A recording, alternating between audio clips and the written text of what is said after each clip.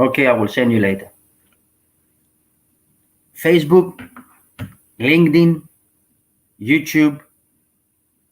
Good morning, good afternoon, good evening, wherever you are.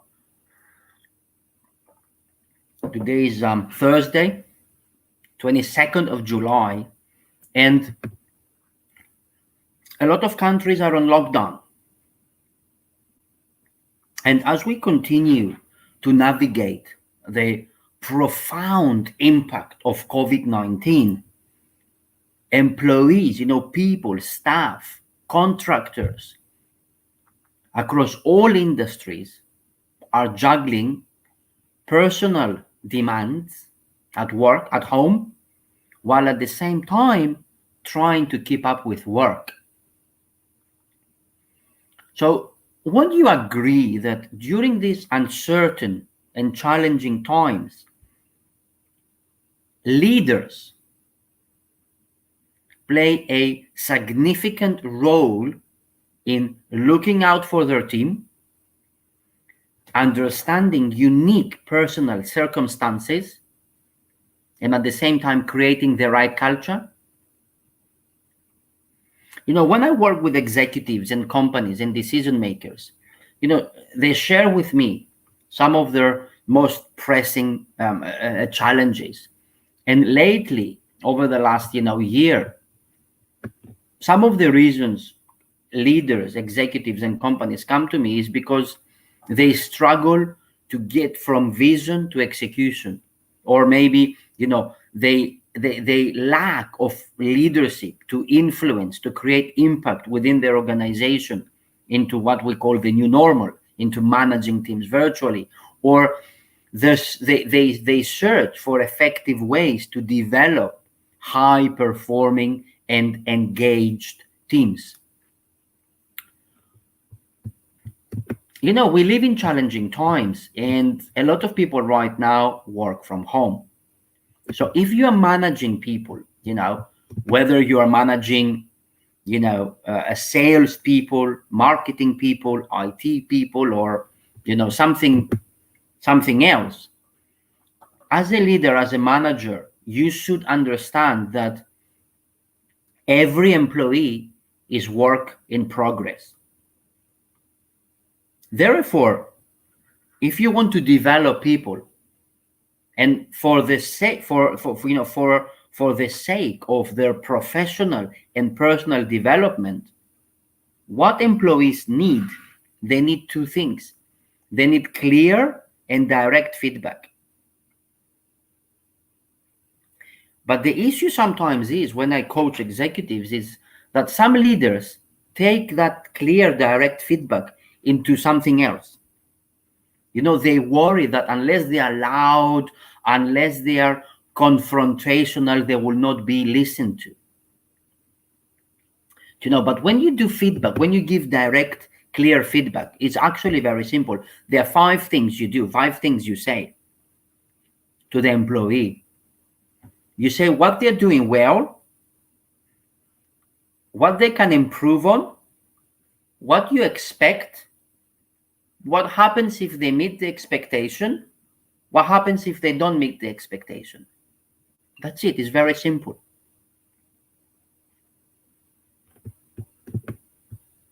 So, but it's challenging, because if you are, managing people virtually, you don't have to be harsh. You don't have to be rude. Think about employee relationships, like any other relationship in your life. Let's say when your partner goes, goes and overspends on your credit or debit card, buys something really expensive and you don't agree with. Does it help if you storm in and start yelling about it, how irresponsible they are? Of course not. So instead, what you should do is you should look at your finances together and sit down and talk about what's within your budget and what is not within your budget. Because storming in, yelling, arguing, it doesn't help anyone. So that's a better way to approach having a difficult conversation. And this is how effective leaders bring out the best in their people. So, what is it that you do? The first thing that you do is you have to begin with empathy. If you see that some of your employees or one of your employees doing something you don't agree, you need to start with empathy.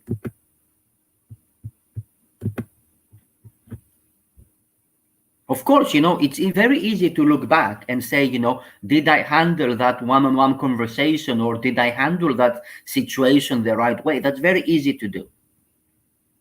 But the best way is to plan ahead, to think in advance about the conversation, and to think about it from the other person's perspective and point of view. So begin with empathy. That's the work of empathy. The empathy is not about feeling sorry for people. Is for you to be able to to put in your feet in their shoes and try to understand their perspective, their experience, their emotions, their knowledge, and so on. Same way, as it's similar, like try to get into the mind of your customer. Try to get into the mind of your kids at home. If you don't want your kids at home to eat chips, you don't tell them don't eat chips. And then at the same time, you go buy chips for you to eat at home, and they see the box of chips around, and they see you, and then you tell them don't eat chips. You don't do that. What do? You buy more fruits, you buy more vegetables, and then you eat those fruits and the vegetables, and the kids see around fruits and vegetables.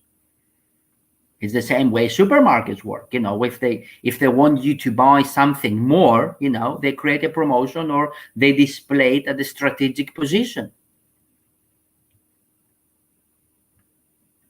Therefore, empathy and understanding the other people's perspectives and points of view is important. And it works surprisingly well, for thinking through employee management matters as well. So the key difference here is to replace the customer, thinking with that of your team member. So imagine the conversation that you are planning to have, and ask yourself, what will the employee, what does the employee think and feel? What does the employee hear when I speak? What does the employee understand? What is the employee pain and gain? Think through those questions, because it will help you measure and clear your communication. So begin with empathy. Number 2, buy some time. Say yes and think. The idea here is to build on what the other person communicated while adding your own elements. You agree to what the other person is saying, and you build upon it, showing that you truly listen to him. Say, yes, I understand where you're coming from. I understand what you feel. And then take time to process that information. Constructive conversations can only happen when both parties in the conversation feel listened to. It should be a dialogue, not a monologue.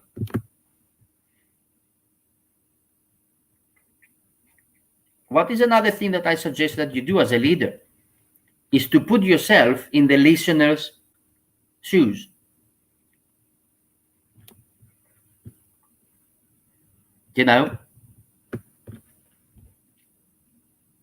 Half the value of bringing, sometimes, I go in as an external speaker, and I do keynote on leadership, culture, sales, and so on.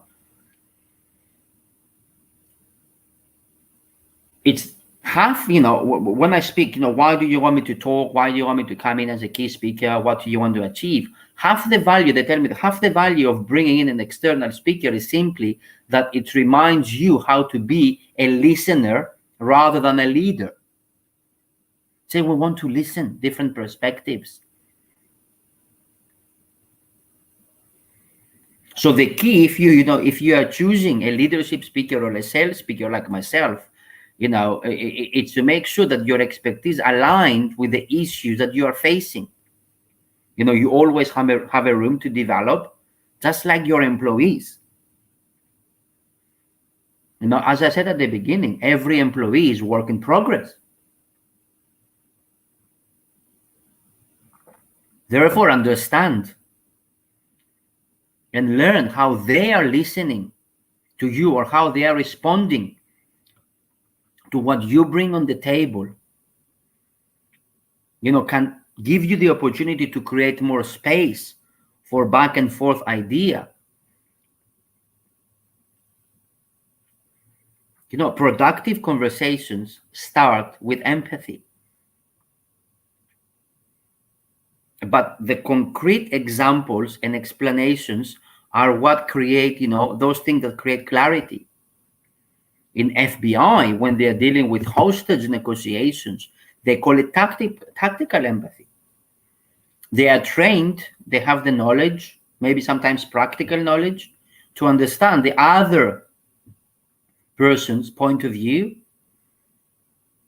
experience, beliefs, values, religion, and then they negotiate accordingly, and that comes with experience. But as a leader, you should be direct. You need to give clear, direct feedback. Your people need to know what you expect from them. They need to know what they're doing right. They need to know what they can improve on. And they need to know what will happen if they meet your expectations and what will happen if they don't meet your expectations. Giving feedback is very simple. 5 points, I just mentioned. I mentioned 2 times already.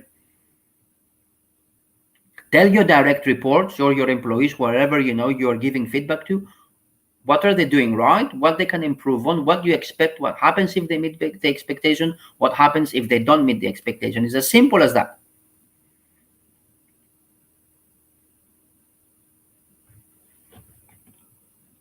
It is better to have a person that understands what is expected of them and not meet the expectations, so you can replace them, so you don't waste each other time, rather than having somebody who is blair about what do you expect from them and what they should do.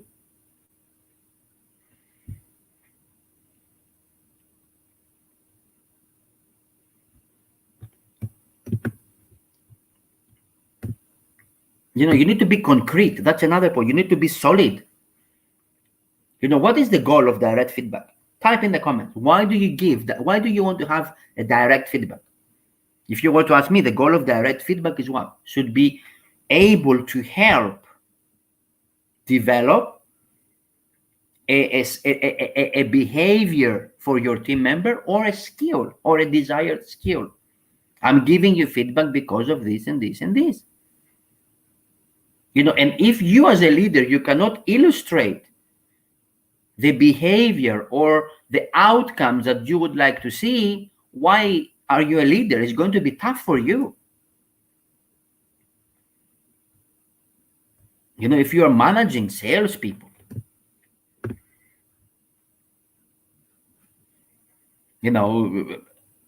so it depends on the subject of your feedback, right? So if you're managing, for example, salespeople, if you have marketing or sales team, whatever, let's say salespeople is, the best thing that you do is to show that person that you're giving feedback, that sales professional, how you would approach the situation.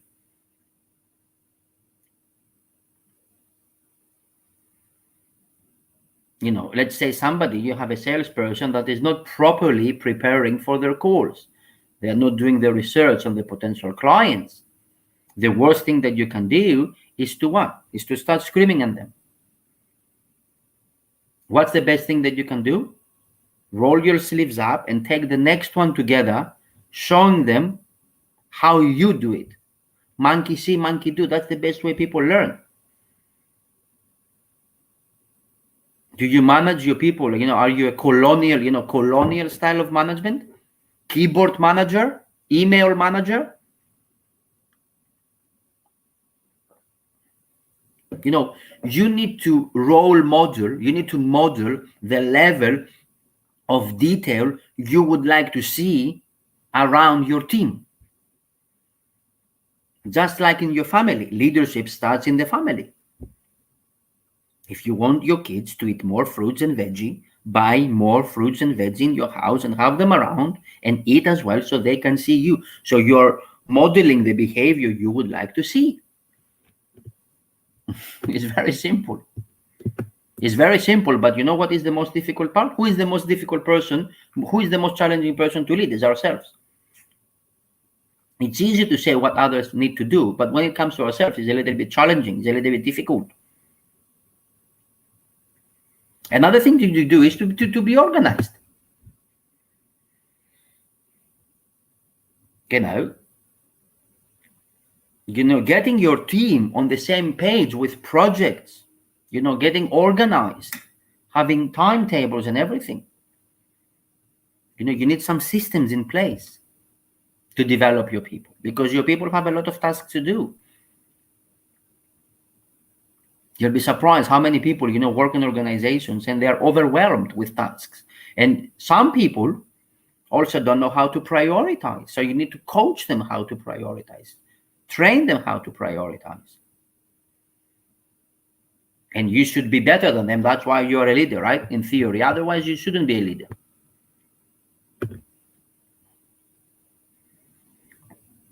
Maybe another thing that you can do is consider time tracking. And to be clear with you, to be honest with you, I don't require my team to track their time, because from my perspective, the time and trust, cost outweigh the benefit. But if you want really to encourage, let's say a salesperson to spend their time differently, it helps to know how they are currently spending it. Because if you don't know, you cannot really coach them, right? Calendar.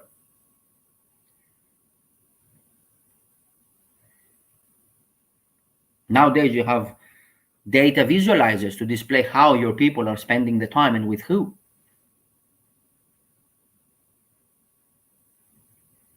But then when you see a pattern and you want to go to talk to people, how you go and then you have that conversation with that salesperson, with your manager. If you're a CEO, whatever the level of seniority you have is important, the way you approach that conversation with your people. Because if, for example, you're managing salespeople, or you're managing a sales manager or a sales director, all these people know the importance of a follow-up. And so should you.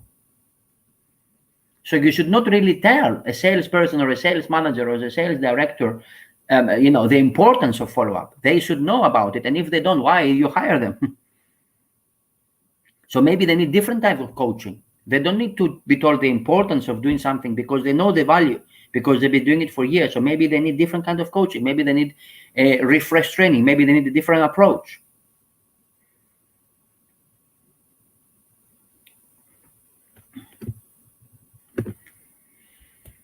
Direct feedback works most of the time, if you do it right and if you give them a chance to win. Especially if you're managing sales and marketing people, where they have type A personalities and egos and all that. If you give them an opportunity to rise to the occasion, let them rise to the occasion, because they typically do.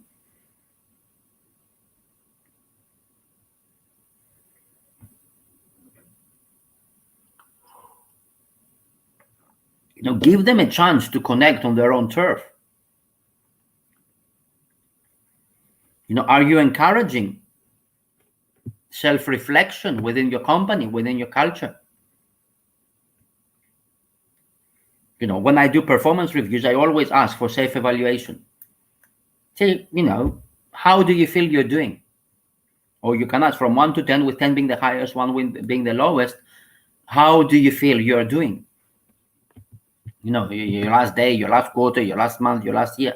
Self-reflection. Why? Why do I do this? Because most people,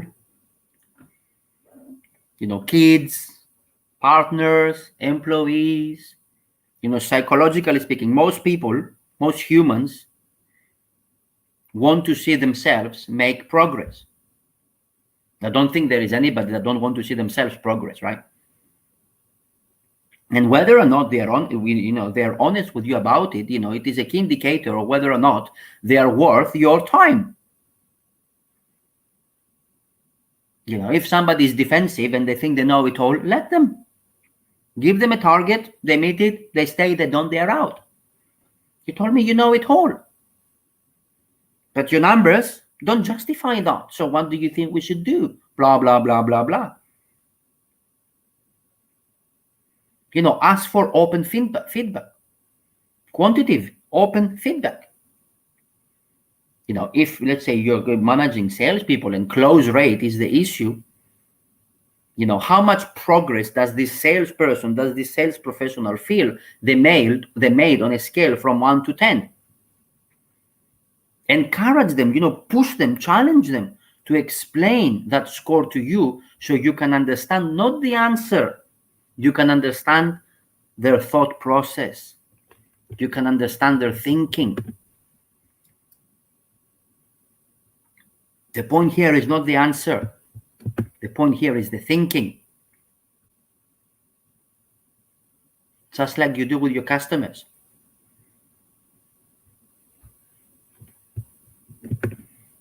For me, I'm not a perfect leader.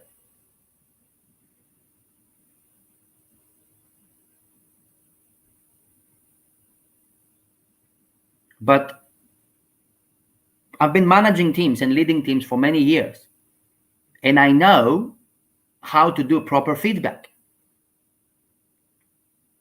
But if you are harsh, if you do your feedback with harsh way, like, I know it all, I'm the leader, this is what you should do, and if you are loud and confrontational, I tell you, it's not going to work. People will agree with you on the surface, yeah, but then they will say, what is this guy talking about? Anger doesn't work. Anger, frustration, screaming at people does not work. Do you know why it doesn't work? Let me tell you what I think. Because I think if you're a leader, a manager, not only a company leader, organizational leader, football, sports team leader, government leader, if you're in a leadership position, if you're a captain, of in an airline, or a captain in a boat, in a ship, if you cannot control yourself, if you cannot lead others, my friend. You cannot control others. Nice coffee. Cheers. If you cannot control others, if you cannot control yourself, if you cannot lead yourself, you cannot lead others. Forget about it. Self-awareness is very important.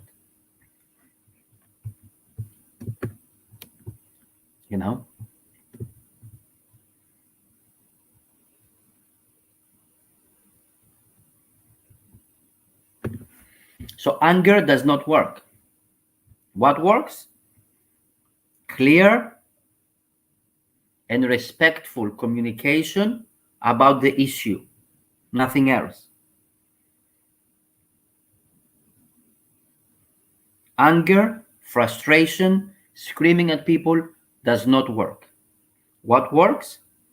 Clear and respectful communication about the issue and nothing else.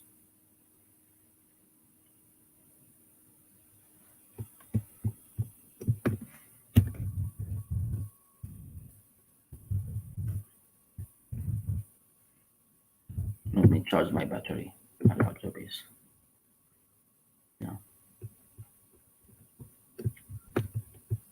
What kind of leader are you?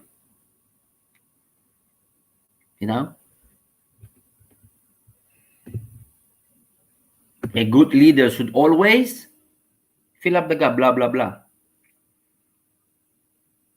How you finish that sentence could reveal a lot about your leadership style. Leadership is not something solid. Is a fluid practice. If I found myself always, to keep learning something, to try to always improve the way in which I lead people, in which I lead my family. And the longer you lead, the longer you've been in a leadership position, in a managerial position, the more likely you change the way you choose to complete the sentence I just said. A good leader should always what? Listen, communicate, delegate, manage, hire right, fire right. What? A good leader should always do what? But if you want to become a better leader tomorrow, you need to know where you stand today, because if you don't know where you stand today,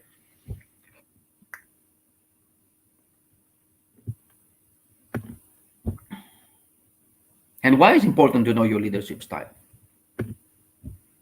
Because it will help you determine how you affect those who you are under your direct influence. How do your direct reports see you? Do they feel you're an effective leader, or do they feel you're just a saliva leader? You know what is a saliva leader? Somebody that just talks. No action.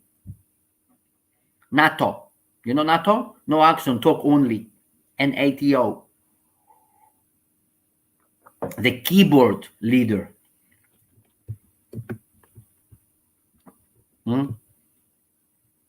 Are you democratic? Are you autocratic? Are you strategic, transformational, transactional, coaching style, bureaucratic, colonial, What are you? And again, there is nothing wrong or right, because this is what we call situational leadership.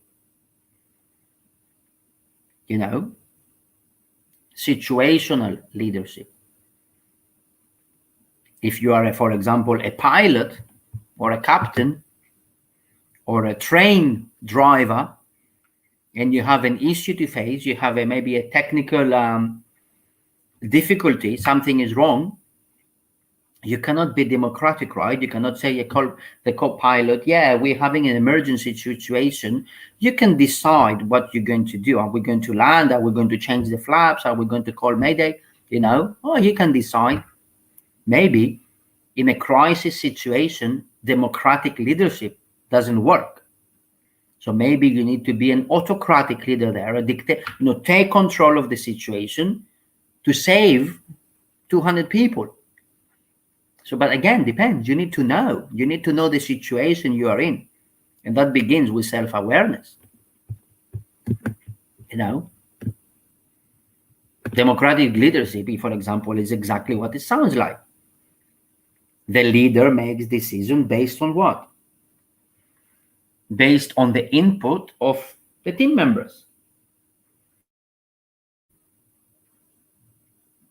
Although maybe he or she can make the final call, each employee has, or each team member has an equal say, for example, on how a project should go. What is the autocratic leader? It's the opposite of democratic leader.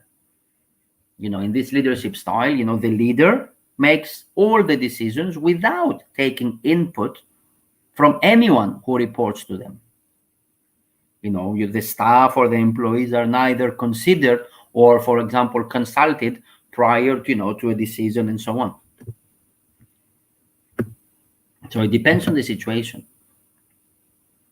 But today, this leadership style is a little bit difficult, because most organizations, with my experience when I coach leaders and organizations, cannot sustain such a culture without losing employees. So it is, better to keep leadership a little bit more open to the intellect and to the perspective of the rest of the team, especially when you're managing, when you're managing and you're leading teams that currently work from home. Because, if you're an autocratic leader, the people would just agree with you on the surface, like your kids, The worst thing that a parent can do is to not to educate their kids, and for your kids to be scared of you. Because if your kids are scared of you, they will hide you things. They will not tell you the grades in the school. They will not tell you if they did something wrong. Maybe they did something wrong at home without, not intentional. Maybe they broke something. They will not tell you because they are afraid of your reaction. So they will hide you things, and that's not the culture that you want in your family or in your company. Yeah. So leaders should be direct, not harsh. And I'm going to close with the 5 things that you should do when you do feedback. Tell the person what they're doing right. Tell the person what they can improve on. Tell them what you expect. Tell them what happens if they meet the expectation. Tell them what happens if they don't meet the expectation. Because people want direct, clear feedback, nothing else. No games, nothing else. And this is the best way. Be direct with your people, be clear, have good communication. Don't scream, don't be angry. If you don't agree with something, take a step back, a couple of minutes, 5 minutes, half an hour, and calm down and see the perspective of things. Thank you for watching. Have a good day, have a good weekend. I will see you next week. Bye-bye. See you again. Take care.